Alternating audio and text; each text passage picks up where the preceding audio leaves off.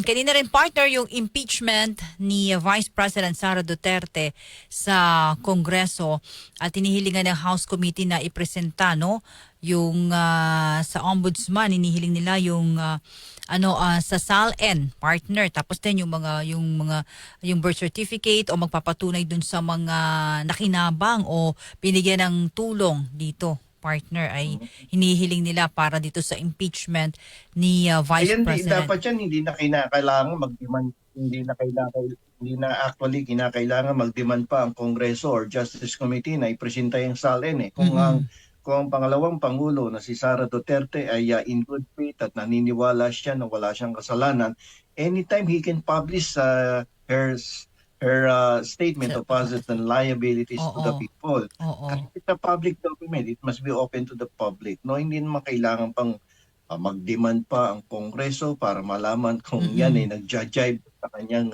mga angking yaman, no, na yung mga kanyang kayamanan. So kung talagang walang kasalanan, hindi dapat ilantad na yan. That is how simple it is, no? Katulad niyang mga bank account niya na matagal nang gigil si Senator Trillanes dyan.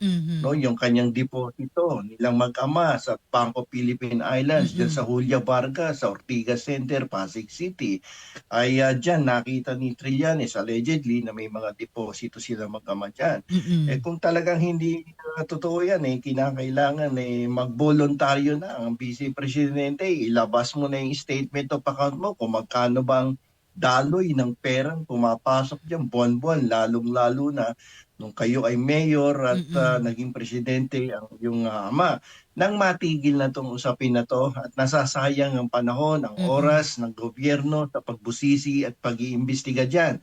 Nagkakawatak-watak tuloy ang mga Pilipino, merong DDS, may dilawan, may pinklawan, may pulahan. So para matigil na yan, siguro para maging united ang ating taong bayan, siguro ang isa sa mga susi ay ipakita ng ating Vice Presidente yung prinsipyo ng transparency and accountability. Tapos yan, pag siya ang mismong kumilos. Ito statement of account ko sa BPI ba yung tinatanong ni Senator Trillanes na naging subject matter of complaint with the Ombudsman at dito sa House of Representatives. Ito bang SALN ang pinanggigigilan ninyo? Ito yan, isasubmit ko ngayon. Hindi ko lang ibibigay sa inyo, ilalantad ko sa dyaryo, sa lahat ng social media platform nang matigil na tong usapin na to, na napakasimple lamang talaga kung tutuusin. Pero kung ayaw, partner, ayaw. Yun lang. Kung ayaw, may tinatago. Pero kapag walang tinatago ang isang tao, madaling kausap. No? Pag sinabi kong wala akong pera sa bangko, ito zero balance. Dali pa, kita niya, pautangin mo na lang ako. Kaya bang kailangan mo? Eto. Diba? Ito ba kailangan mo? Nanggigigil ka sa akin. Wala kang laman eh. Diba? Ganun lang kasimple, diba? O kung sinasabi niya, for the last 10 years, ito, statement of account, hindi naman nabubura yan. Ayan, tingnan mo, kung may pumasok ng 500 million ba sinasabi mo every month? 100 million every month? Ayan, tingnan mo kung may 100 million. Pwede. Pag walang pumasok talagang mga daang-daang milyong piso na ayon kay Trillanes ay regular na pumapasok at yan ay nanggagaling sa mga taong hindi maganda ang pinanggagalingan ng pera.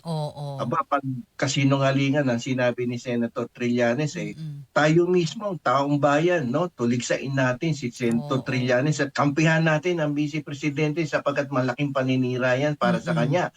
Pero kung ang Vice Presidente naman ay hindi lumalantad at hindi inoobserbahan at hindi sinusunod ang prinsipyo ng accountability and transparency ayon sa ating saligang batas, dapat mag-resign na siya bilang Vice President. Partner, ikaw once na naging government ka, naglingkod ka sa gobyerno, anong kahalagahan, partner, sa mga government officials and employees yung ito, SALN, na maipakita mo? Doon mo kasi malalaman at makikita kung ang isang empleyado ng gobyerno ay may ginagawang milagro na may connection sa kanyang katungkulan. No, lalong-lalo na kung wala naman siyang ibang pinagkakakitaan except yung kanyang employer o employee sa gobyerno.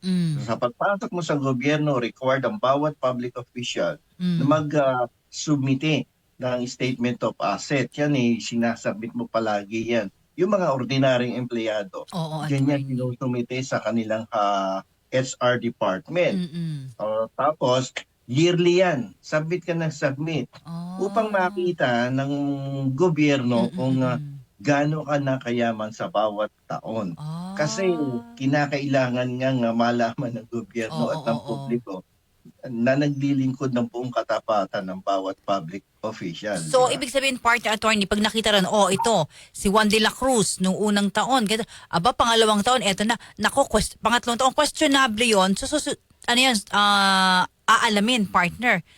Palagay mo, isang Uusisain. public official, umuupa lang ng apartment ng unang Mm. taon niya. Oo. Tapos na ikalawa, hanggang ikatlong taon niya, nasa Corinthian Garden na, dyan sa may, Ang bilis naman, attorney. office Oo. niya. Di Oo. ba? Oo. Ay, kasi may nagbibigay ng 500 milyon buwan-buwan Kaya-kaya Mm-mm. mo bumili sa Green Hills. Oo. Kaya-kaya mo bumili sa Corinthian. Di Mm-mm. ba? So, hindi ito napepeke, partner, ha? Hindi ito pwedeng Hindi magkamali. kasi under oath yan Pag binigay mo yan doon Oo. sa HR officer ninyo, naka-notaryado na yan, Mm. pirmado mo, at kapag ikaw ay nagsinungaling dyan, you will be held liable for perjury. Yan ang Oh, mga yun katumbas na naman. kaparusahan dyan pag yan pineki mo. Oo, So, kinakailangan yan attorney. talaga sinusunod ng bawat empleyado Oo. at opisyal. Oo, Di ngunit ba? subalit datapwat, attorney, partner, kung hindi pa rin talaga ito mailalabas sa panig ng Vice President, wala tayong ano dyan, partner. Nako, maasahan Yun ng na nga, taong kung hindi bayan. lalabas ng Vice Presidente, ang isang simpleng dokumento na required na isumite taon-taon ay Mm-mm. hindi ko maintindihan kung bakit napakahirap para sa party niya na isumite yan, pati yung statement of account, no? Yung Mm-mm. bank transaction niya sa Oo. BPI. Kung wala talagang ginagawang hindi maganda, Mm-mm. abay, napakadali niyan. Alam mo, manghingi ka lang ng statement of account for the last 2 or 3. Vice President ako, tawagan ko lang yung BPI branch manager. Sabihin Oo. ko, labas mo yan, priority mo yan kasi merong naninira sa akin. Mm. Publish nyo nga yan. With her Mm-mm. consent. Ang bilis niyan. Oo. Tapos na Yung, naman, yung ano, dismiss na yung kaso. yung kahalagahan ba, si Pedro, si Tomas, na nabigyan ng ayuda ng tulong mula doon sa kanilang mga pondo, hinihingi din yung records, partner. Mahalaga ito sa investigasyon, sa Pamahalaga impeachment. din yan kasi ang ayudang ibinigay sa bawat mamamayan na apektado nitong mga krisis na pinagdadaanan natin, Oo. kinakailangan din kasing ma-liquidate Kung yan. totoo ba sila? Kung ang isang public official ay nag-withdraw ng palagay mo 100 milyong piso upang ipamigay sa mga tricycle driver Mm-mm. bilang ayuda or financial O assistance, tulad ngayon. dapat yan may supporting documents saan napunta. Oo. Kasi may commission on audit tayo na siyang Yeah. namamahala at tumutugon sa mga ganyang panuntunan Mm-mm. na dapat bawat 5 at sentimo na inilabas mo sa treasury, Oo. dapat may katumbas na dokumento kung Mm-mm. talagang yan ay ginastos for a public purpose. At partner, kung ito ba talagang taong itong si Tomas at si Pedro ay nag-e-exist. Tama? Yes, definitely Hindi naman dapat tao yan at hindi siya snacks. Oo. Para partner ha, we've been heard many times, di ba? May mga napipeke na birth certificate, partner. Ay, Oo. usong-uso yan nung mga nakaraang administrasyon di ba? Oo. Lalong-lalo na kapag sa parte ng mga dayuhang incheck, no? Mm-mm. Lalong-lalo na dyan sa parte daw ng bandang Oo. Visayas, Mindanao. Maraming naging Mm-mm. Pilipino dyan, pero hindi naman talaga tunay Oo. na Pilipino dahil nakakapag-areglo ng paglalabas Yan ng nga birth certificate. Ang magandang Oo. ehemplo, si Alice Go. Oo, di ba, Oo. partner? Nako, Yan, yan lang. nakakulong ngayon, di ba? Oo. Ano So, na kaya status ng kaso ni ito Alice? mahimik no? Oo. Oo. Attorney Bueno, law and beyond. Learn the law, know your right.